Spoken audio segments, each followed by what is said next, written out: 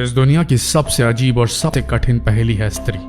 कहते हैं लड़की यानी स्त्री को समझना मुमकिन ही नहीं नामुमकिन होता है। लोग कहते हैं स्त्री को बनाने वाले यानी भगवान भी नहीं समझ सकते और ऐसा माना जाता है कि इसे समझना और सुलझाना बेहद ही मुश्किल होता है। तो आपको जानकर यह हैरानी होगी कि जब स्त्री की रचना हुई उस वक्त भगवान ने बहुत ही फुर्सत से इसकी रचना की थी और रचना करते करते इतना समय लग गया कि देवदूत भी भगवान से सवाल जवाब करने लगे। भगवान, आपको सृष्टि की संरचना करने में इतना ज्यादा समय क्यों लग रहा है? दरअसल भगवान जब नारी की संरचना कर रहे थे तब 7 दिन पूरे हो चुके थे और इसके बाद भी रचना चलती रही लेकिन पूरी न हो सकी, अभी भी यह अधूरी थी। ऐसे में देवदूत प्रश्न करने लगे और विवश हो गए कि क्या कारण है जो भगवान को इतना ज्यादा समय लग रहा है।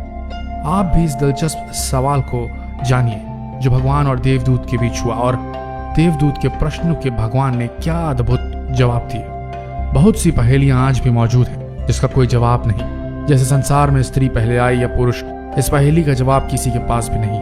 कहते हैं जब भगवान ने स्त्री की रचना की तो उन्होंने बहुत समय लिया और भगवान के साथ ही यानी देवदूत जी भगवान से प्रश्न करने लगे। उन्होंने कहा, हे प्रभु, आपने 1 मिनट में दुनिया बना दी पर स्त्री को बनाया आपने बड़ी मुश्किल से। आखिर इतनी मुश्किलें क्यों हो रही हैं? इसे बनाते आपको इतना वक्त क्यों लग रहा है? देवदूत के इन सवालों को भगवान ने कुछ ऐसे जवाब दिया जो हम आपको बता रहे हैं। सबसे पहला प्रश्न देवदूत ने भगवान से पूछा, हे भगवान, आपको इस रचना में इतना समय क्यों लग रहा है? इससे पहले आपने किसी भी रचना में इतना वक्त नहीं लिया, आखिरकार इसका कारण क्या है? तो जवाब में भगवान ने देवदूत को उत्तर दिया, देवदूत, क्या तुमने इसके गुण देखे जिसकी रचना मैं कर रहा हूँ? ये मेरी वो रचना है जो हर हालात में डटी रहती है। हालात कोई भी हो, अच्छे हो या बुरे हो, कभी भी डिगती नहीं है, हमेशा और हर परिस्थिति में खुद को संभाले रहती है। फिर स्थिति चाहे कैसी भी हो, कितनी भी भयानक क्यों ना हो, सबको खुश रखती है। इसके गुण इतने अधिक अच्छे हैं कि अपने परिवार और बच्चों को एक समान प्यार करने में सक्षम है। जिस स्त्री की रचना में इतना समय लग रहा है वो न केवल अपना ख्याल खुद रख सकती है बल्कि बीमार होने के बावजूद भी 18 घंटों तक काम करने की क्षमता रखती है। तो देवदूतों, तुम बताओ, मैं जिस स्त्री की रचना कर रहा हूँ इसमें समय लगना चाहिए या नहीं? देवदूतों, इसमें मैंने इतना प्रेम डाला है कि पूरी दुनिया एक तरफ हो जाए और स्त्री का प्यार एक तरफ हो जाए, फिर भी स्त्री के प्रेम में कभी कमी नहीं आएगी। देवदूत जब भगवान की बातें सुने तो वे हैरान रह गए और भगवान से पूछने लगे, क्या ये स्त्री जो है वो सिर्फ अपने 2 हाथों से इतना सारा काम कर सकती है? तो भगवान ने इसका जवाब दिया, देवदूत, इसी कारण तो ये मेरी सबसे अद्भुत और सबसे आश्चर्यमयी रचना कहलाएगी। ये सब सुनने के बाद देवदूत ने पास जाकर भगवान के द्वारा बनाई गई अधूरी रचना को जब हाथों से छुआ और उन्होंने उनके गाल पर हाथ लगाया तो प्रभु से बोले, हे प्रभु, ये तो बहुत नाजुक है, ये कैसे इतना सब कुछ कर पाएगी? तो भगवान हंसते हुए कहते हैं, हाँ, तुम सही कह रहे हो देवदूत, ये बाहर से जितनी नाजुक समझ आ रही है उतनी है नहीं। शरीर और स्वभाव नाजुक जरूर है पर अंदर से उतनी ही मजबूत भी है। देवदूत, आपको जिस प्रकार से आश्चर्य हो रहा है उसी प्रकार से सभी को होगा, लेकिन इस रचना में यही गुण है, जितनी ज्यादा नाजुक है उससे नाजुक कोई और रचना होगी भी नहीं और ये उतनी ही ज्यादा मजबूत है नाजुक होने के साथ, लेकिन अवसर आने पर जब जैसा होगा उसी में ढल जाएगी। अर्थात ये कोमल है, लेकिन देवदूत इसको कमजोर समझने की गलती बिल्कुल मत करना। ये जितनी कोमल दिखती है उतनी कमजोर है नहीं, ये बहुत मजबूत रचना है। देवदूत इस रचना को लेकर काफी ज्यादा उत्साहित होने लगे और देवदूत उत्साहित होकर ये पूछ बैठे, हे प्रभु, स्त्री कितनी भी मजबूत हो पुरुष से तो कमजोर ही होगी ना, और क्या ये सोच भी सकती है?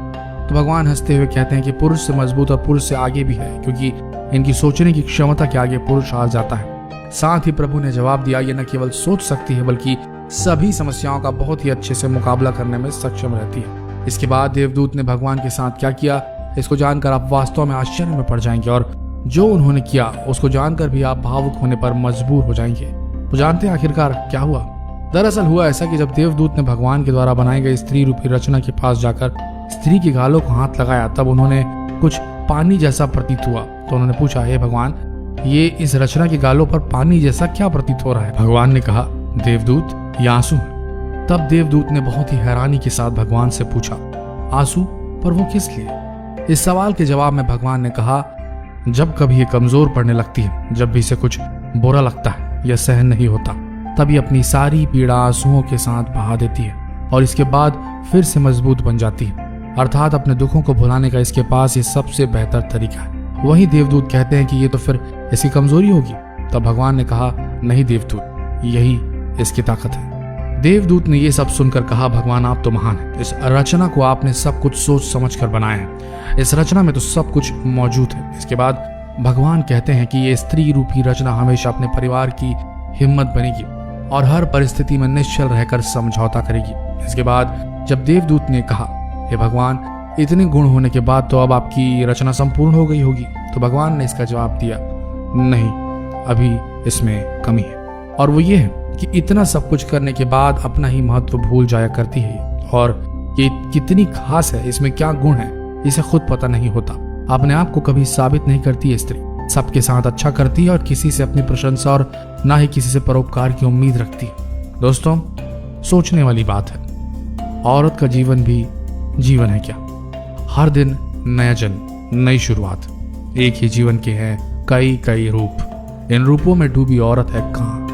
कहते हैं लोग औरत को महान, क्या सच में कर पाते हैं उसका मान?